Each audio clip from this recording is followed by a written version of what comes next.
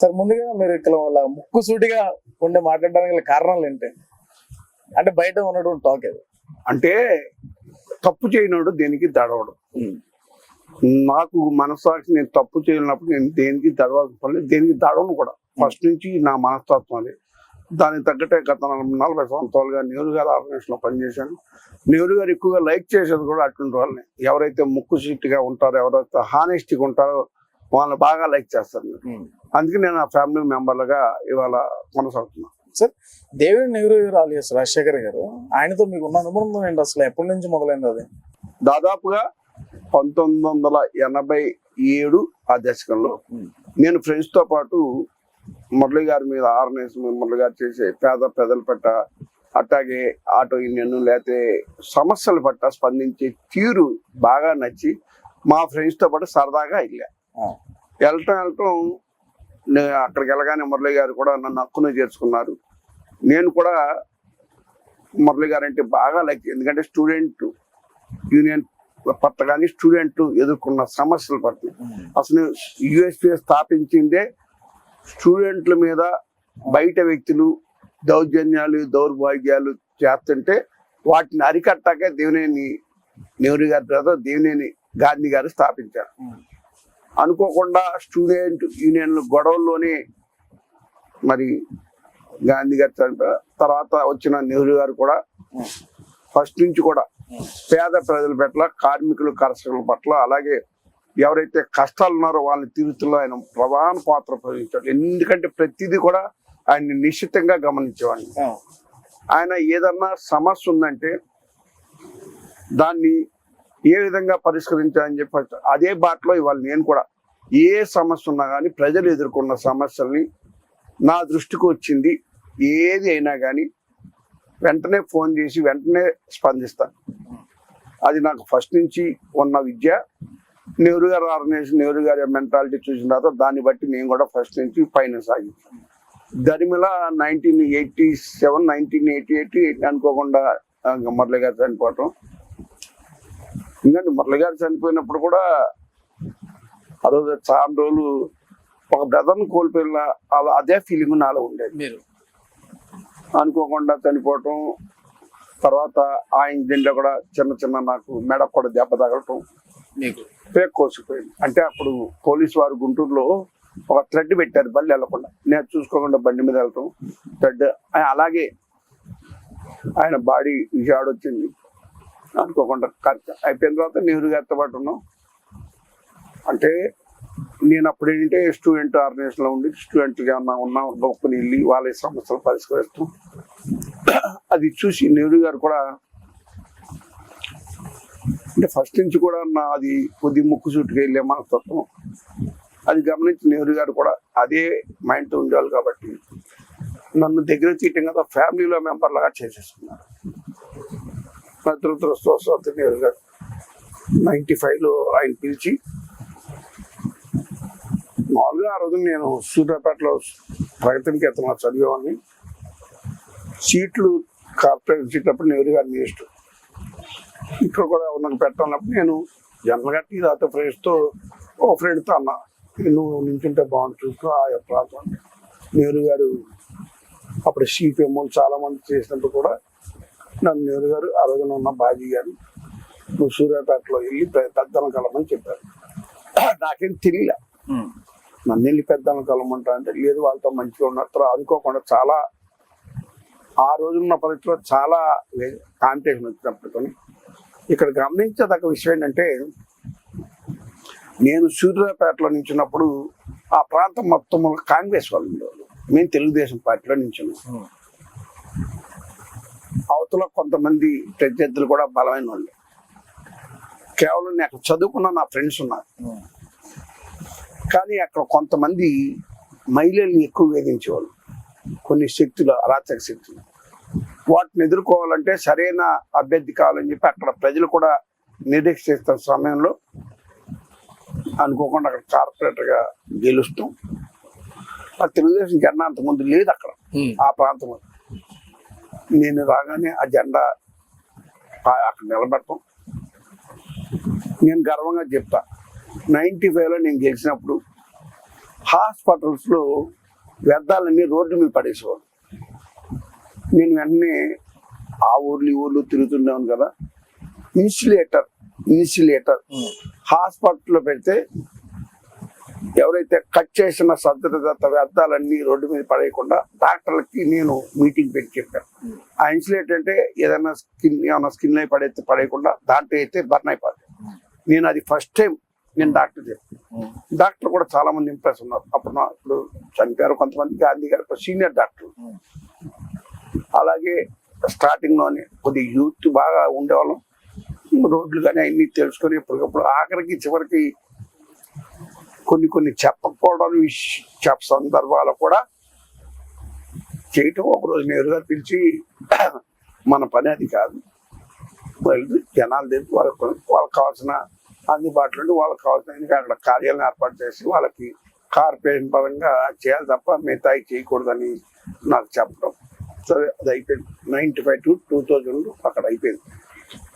అయిపోయిన తర్వాత నెహ్రూ గారికి కొద్దిగా హెల్త్ కొద్దిగా ఆయన చెన్నై హాస్పిటల్ ఉంటాం, హాస్పిటల్లో మేము కూడా ఉంటాం. అంటే అక్కడ ఉండాల్సింది చెప్తే నేను ఇద్దరు ఉండాల్సి వచ్చింది. నమ్మకమైన వాళ్ళు ఇద్దరు ఉండేవాళ్ళం అక్కడ. పరిస్థితులు ఉండేది కాదు. 2000లో మళ్ళీ కార్పొరేషన్ ఎలక్షన్స్. నెహ్రూ గారు నేను ట్రైన్లో వస్తున్నాను. కార్పొరేషన్ వచ్చినప్పుడు ఎవరిని పెడతా అంటే నెహ్రూ గారికి అంటే లోపల పెట్టుకోవాలంటే 2000లో నేను ఆల్రెడీ చుట్టుకుంటలో పుట్టి పెరిగిన ప్రాంతం. సూర్యాపేట రోడ్డుకి సైడ్, చిత్రపురం రోడ్డుకి సైడ్ లెఫ్ట్ రైట్ ఉంది. నెహ్రూ గారు వేరే పేరు సాయిస్ చేశారు. యాక్చువల్గా నెహ్రూ గారు నా పేరు సాయిస్ చేయలేదు. అక్కడ అప్పటికే 7 సార్లు చేశారు. లంకా గోవిందరావు గారిని 7 సార్లు చేశారు ఆ ప్రాంతంలో. ఆయన మేయర్గా కూడా చేశారు. అనుకోకుండా అక్కడ చదువుకుంటూ మా ఫ్రెండ్స్ అందరూ చాలా మంది తర్వాత నెహ్రూ గారి రిపోర్ట్లాట్లో నేనైతే బాగుంటుంది నన్ను అక్కడ మార్చారు. అంటే అంతకుముందు ఏ పార్టీ వాళ్ళు వచ్చినా కానీ 7 సార్లు గెలిచాడు ఆయన. ప్రత్యర్థులు కూడా నిలబడకుండా చేసేవాడు. ఆయన అర్ధబల ఆట ఉండేది. బయట నుంచి కూడా వ్యక్తులు వచ్చి అక్కడ ఓటింగ్ చేయించుకొని సార్ అయిపోయిన చరిత్ర. 2000 అక్కడ గెలిచాడు. గెలిచిన ప్రధాన సమస్య ఇవన్నీ మామూలే, ఈ రోడ్లు ట్రైనింగ్. ప్రధాన సమస్య ఏంటంటే ఎక్కువగా రజకులు నివసించే ప్రాంతం అది. అది కూడా మొట్టమొదటిగా నేను సీతారాంపురంలో అధునాతనమైన దోబికానాన్ని నిర్మించే ప్రాంతం రజకులకు ఉంటుంది. విజయవాడ దగ్గర ఫ్యాక్టరీ మోటార్ పెట్టి రజకులకు ఇబ్బంది లేకుండా దోబికాన అధునాతనంగా నిర్మించారు. తర్వాత నాకు వంతెన ఒకటి ప్రధానంగా రహదారి సమస్య, పబ్లిక్ ఎదుర్కొన్న ట్రాఫిక్ సమస్య తెలిసి వంతెనను కూడా ప్రపోజల్ పెట్టి ఆ రోజున అప్పటికి మేము కాంగ్రెస్ చాలా మంది వ్యతిరేకించారు. పార్టీలు వాళ్ళు వ్యతిరేకించారు. వాళ్ళే ప్రజల పక్షాన్ని నిలబడి గట్టిగా కౌన్సిల్లో కూడా ప్రపోజ్ చేసి ఆ విజయడేసి వంతెన ఆల్రెడీ మీరు తీర్మానాలు చూసుకుంటే విజయడేసి వంతెన ఎవరు కార్పొరేటర్ గా ప్రపోజ్ చేసి దాన్ని ఉపయోగించారో మీకు తెలుసు. ఆ వంతెన కూడా రావడంలో కూడా ప్రధాన పాత్ర పోషించారు. అనుకోకుండా నేను ఆ ప్రాంతం నుంచి రిజర్వేషన్ మళ్ళీ లేడీస్కి వచ్చింది. 95 రిజర్వేషన్ లేడీస్కి వచ్చింది. సూర్యాపేట చేసే తర్వాత చిత్రాపురం మళ్ళీ లేడీస్కి ఇచ్చారు. నేను అప్పటికి ఆ ప్రాంతంలో వంతెన నిర్మించారు. అది ఓపెన్ గా నేను లేకుండా పోయా. అంటే లేడీస్ రిజర్వేషన్ లేడీ అక్కడ వచ్చింది. మళ్ళీ ఎలక్షన్ వచ్చింది. అంటే నేను 2000 నుంచి 2005 ఎప్పుడు చేసినప్పుడు నేను 2002లో నెహ్రూ గారు నన్ను డిప్యూటీ మేయర్గా ప్రపోజ్ చేయడం, డిప్యూటీ మేయర్ కూడా అవటం జరిగింది. నేను ఒక మీటింగ్లో గుణంలో నెహ్రూ గారు మామూలుగా అందరూ ఉండగానే పబ్లిక్ మీటింగ్లో నెహ్రూ గారు నాకైతే సీట్లు ఇస్తున్నారు, వేరే ప్రాంతానికి వెళ్తున్నారు రిజర్వేషన్ లేడీస్ కావడంతో నేను ఆ ప్రాంత ప్రజలతో ఎలా మసగలుగుతున్నాను అన్ని కూడా నెహ్రూ గారికి ఇంటర్నే తప్ప ఏ రోజు ప్రత్యేకించలేదు. అవకాశం ఉంటే ఈ ప్రాంతానికి ఇమ్మని చెప్పి నేను జనగా నేను 2002 డిప్యూటీ మేయర్ అప్పుడు నేను అడిగా. అంటే నెహ్రూ గారి యొక్క మనుషుల్ని గుర్తుంచుకుంటాలో ఆయన వచ్చి చెప్తున్నా. 2005 ఎలక్షన్ వచ్చినప్పుడు నేను 2002లో అడిగా. రిజర్వేషన్ ఇది లేడీస్కి వచ్చింది. మళ్ళీ 2005లో చాలా మంది వస్తున్నారు 2005లో ఇది మళ్ళీ బీసీ గొడవ ఒకటో డివిజన్. చాలా మంది నేను మాట్లాడుతాను అందరితో చెప్పి పంపిస్తున్నారు. ఒత్తిడిగా వచ్చింది నెహ్రూ గారు. సీట్ వచ్చింది అనౌన్స్ చేసి నువ్వు వెళ్ళి కట్టమని వెళ్ళు కట్టమని. నాకేం అర్థం కాలేదు. అప్పటికే చాలా మంది అడుగుతున్నారు. పొద్దున్నే కూర్చోండి నువ్వు వెళ్ళి కట్టమని తిరిగాను. నాకు అర్థమైపోయింది నా సీట్ వెళ్ళిస్తాను. అక్కడ లోపల నేను పుట్టింది శీతలాపురం, కానీ నాకు తెలిసింది మొత్తం గుండంలో ఉంటాం, నెహ్రూ గారితో ఉంటాం. నేను అక్కడ మళ్ళీ నామినేషన్ వేసాను. వెళ్ళిన తర్వాత అక్కడ అప్పుడు మేము కాంగ్రెస్ టీడీపీ ఒక క్యాండిడేట్ నుంచో పెడతాం. అంతకుముందు ఆ ప్రాంతం అంతా కాలగట్లు తీసేయాలని చెప్పి టీడీపీ ప్రపోజల్ పెడతాం. దాన్ని నెహ్రూ గారు గట్టిగా ఎదుర్కొంటాం. పేదల పక్షాన్ని నుంచి పెట్టి కాలగట్లు తీయటం. ఆ రోజున సంక్రాంతి కనుమ పండుగ బాగా గుర్తున్నాను. నేను కట్ట మీద ప్రజల్ని అంటే అక్కడ కూడా డెవలప్ చేసిన ప్రజల్ని మరి ఇల్లు పికేతను తెలుగుదేశం పెట్టి నెహ్రూ గారు ఉద్యమం చేస్తున్నారు, మీరు రెండని తరలిస్తే కొన్ని వేల మంది కట్టల నుంచి వచ్చారు తీయకూడదని. మనం పిలిపిగానే నెహ్రూ గారు ఆగితో నేను ఏదో ఒకటి చేంజ్ వాళ్ళ కూడా రోడ్లు వాళ్ళకి అరేంజ్ చేస్తున్నా. గొంగంలో ఒట్టడిలో వాటర్ వచ్చిందంటే ఆ రోజు నెహ్రూ గారి సహకారంతో నేను ఇచ్చిన వాటర్ రోడ్లు ఆ రోజున అక్కడ వేయించు. అలాగే నేను గెలిచిన చాలా మంది కట్టల మీద ఇల్లు తీస్తారంటే లేడీస్ నన్ను అడిగే క్వశ్చన్, ఇల్లు ఎంత డెవలప్ చేసిన మీకు తెలిసి అప్పుడు ఒక పిఓ ఉండేవాడు అజయ్ కుమార్. అక్కడ ఎక్కువ గ్రూపులు కూడా తెచ్చాను నేను కార్పొరేటర్ నన్ను. కానీ అందరూ కూడా ఇల్లు తీస్తారు. ఇదే నన్ను ఎక్కువ మంది బండి మీద తిరుగుతున్నప్పుడు నాకు ప్రతినిత్యం అలవాటు. పొద్దున్నే 6 నుంచి 8 లోపు ఆ వార్డు అంతా తిరగటం, బండి మీద ఆగటం, అక్కడున్న మహిళలతో ఇంటరాక్ట్ అవడం, వాళ్ళ సమస్యలు తెలుసుకుంటాం, అవి రెక్టిఫై చేయటం. ఇదే నా కర్తవ్యం. Public leader. సరే వాటర్ దానికి ఏ పేరు పెట్టినా కానీ నాకు నేను ఇల్లు చేస్తున్నప్పుడు అనుకోకుండా రాజశేఖర రెడ్డి గారు వాటర్ ఇచ్చాను కోణంలో వాటర్ ఎక్కడి నుంచి అంటే రావాలంటే అక్కడ ట్యాంక్ నిర్మించాలి. నెహ్రూ గారు అనుకోకుండా రాజశేఖర రెడ్డి గారు సీఎంగా ఉన్నారు. మా గొనగల ప్రాంతానికి వచ్చినప్పుడు అక్కడ గొనగల్లోనే ఇప్పుడు 5వ డివిజన్ ఇప్పుడు 3వ డివిజన్ వాటిలో కొండ దగ్గరలో ఒక రాజశేఖర రెడ్డి గారు మీటింగ్ ఏర్పాటు చేశారు. నెహ్రూ గారితో అంటే జనగానే ఆయన్ని ఇంట్లో ఉన్నప్పుడు అన్నయ్యని సంబోధిస్తా, ఆయన తమ్ముళ్ళనే చూసుకున్నాను. తగు లేడీస్ ఎక్కువ మంది గోల్ చేస్తున్నాను కదా, ఒకసారి సీఎం గారితో చెప్పిస్తే బాగుంటుందని చెప్పి నేను అనగానే ఆయన రాజశేఖర రెడ్డి గారిని చెప్పేశారు, మా ఏరియాలో సమస్య ఉంది, మీరు ఓపెన్ గా అనౌన్స్ చేయాలి, ఇల్లు తీయమని చెప్పి. అంటే ఒక సీఎంతో నేను చేద్దామని చెప్పి రాజశేఖర్ గారు చెప్పడం. నేను ఆ రోజు పిలిపిస్తే నేను గత ఉన్న వనరుల కట్టడం అందరికి తెలుసు. 2005లో రాజశేఖర రెడ్డి గారు 2006లోనే 7లో వచ్చారు, సరే గుర్తులేదు. మీరు నమ్మరు, నేను కూడా ఒకసారి నాకే ఆశ్చర్యం. ఆ కట్ట మీద 12-13 వేల మంది ఉంటే 8-9 వేల మంది రోడ్డు మీదకి వచ్చేసారు. అంటే రాజశేఖర అంటున్నారు మీ ఇల్లు తీరని చెప్పి హామీ ఇస్తారంటే ఒక పిలుపుతోనే పబ్లిక్ అంతా రోడ్డు మీదకి వచ్చారు. నెహ్రూ గారు కూడా ఏం మాయ చేశారు వీళ్ళందరితో, ఈ విధంగా జనం వచ్చేసారు అంటే ఆ రోజున పడవలో నుంచి రింగ్ రోడ్ దాకా జనంతో నిండిపోయింది పబ్లిక్ తో. రాజశేఖర రెడ్డి గారి మీటింగ్ కొరి కింద అక్కడేమో 10,000 మంది 15,000 మంది అంటారు. ఆ రోజున 30 వేలతో మీటింగ్ జరిగింది. మా జనం అక్కడికి వెళ్ళేసారు. ఆల్రెడీ నెహ్రూ గారు చెప్పేసారు సత్యం ఒక 8-10 వేల మందితో వస్తున్నాడు.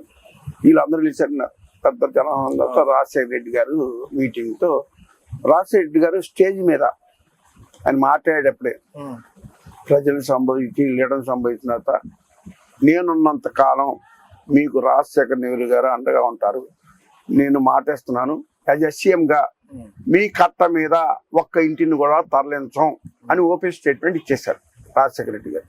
పబ్లిక్ ముందు ఇచ్చారు. పబ్లిక్ చాలా హ్యాపీ ఫీల్ అయ్యారు.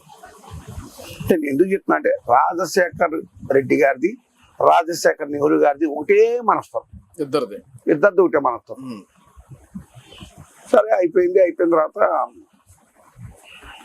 అనుకోకుండా రాజశేఖర రెడ్డి గారితో మనం నెహ్రూ గారు మామూలుగా ఆలోచించారు. మరి ప్రజలకి పేద ప్రజలకి దగ్గరగా ఉండాలంటే ఎవరు ఇది? సరే ఎన్టీఆర్ చనిపోయిన తర్వాత అనుకోకుండా అప్పుడు మేము పార్టీ మరి ఏదో ఒకటి పార్టీలు ఉంటారు మరి తప్పదుగా తెలుగుదేశం పార్టీకి జెండా కప్పుకొని ఆయన మీటింగ్ లో కూడా చెప్పారు నా చావు ఎప్పుడన్నా తెలుగుదేశం జెండాతోనే అని. అనుకోకుండా ఆయన సడన్ గా చనిపోయారు, అదే జెండా అయిపోయింది. ఇవాళ ఈ పాయింట్ కూడా ఎందుకు చెప్తున్నానంటే కొన్ని కుక్కలు మురుగుతున్నాయి. నిన్న మొన్న కూడా కొన్ని కుక్కలు మురిగినాయి. ఆ కుక్కలకి మీ టీవీ ద్వారా ఈ ఇంటర్ ద్వారా ఒకటే సమయం పార్టీలు మారి అన్ని కుక్కలు మురుగుతున్నాయి. ఆ కుక్కలేవి నెహ్రూ గారు, ఎందుకంటే తెలుగుదేశం పార్టీలో ఉన్న 9 మందిలో పుట్టినప్పుడు నెహ్రూ గారు ఒకరు. ఇవాళ తెలుగుదేశంలో లేదా పార్టీలు మారి అని కుక్కలు మురికితే ఆ కుక్కలకు మీ ద్వారా సమానం చెప్తుంది. ఆ రోజున ప్రత్యక్ష సాక్షి నేనే.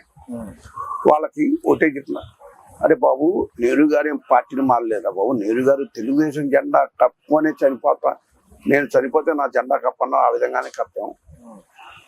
ఆ రోజున ఇదే చంద్రబాబు నాయుడు ఎన్నిసార్లు నెహ్రూ గారి ఇంటికి వచ్చారో, ఎందుకంటే వాగే కుక్కలు ఎవరు ఆ రోజున నెహ్రూ గారిని అప్పుడు వాడే కుక్కలు ఎవరు నాయకులు ఇవాళ వాళ్ళు అసలు మేము అడుగుతున్నాం అండి, జాతీయ అధికార ప్రతినిధి అసలు జాతీయం ఎక్కడుందండి తెలుగుదేశం పార్టీకి?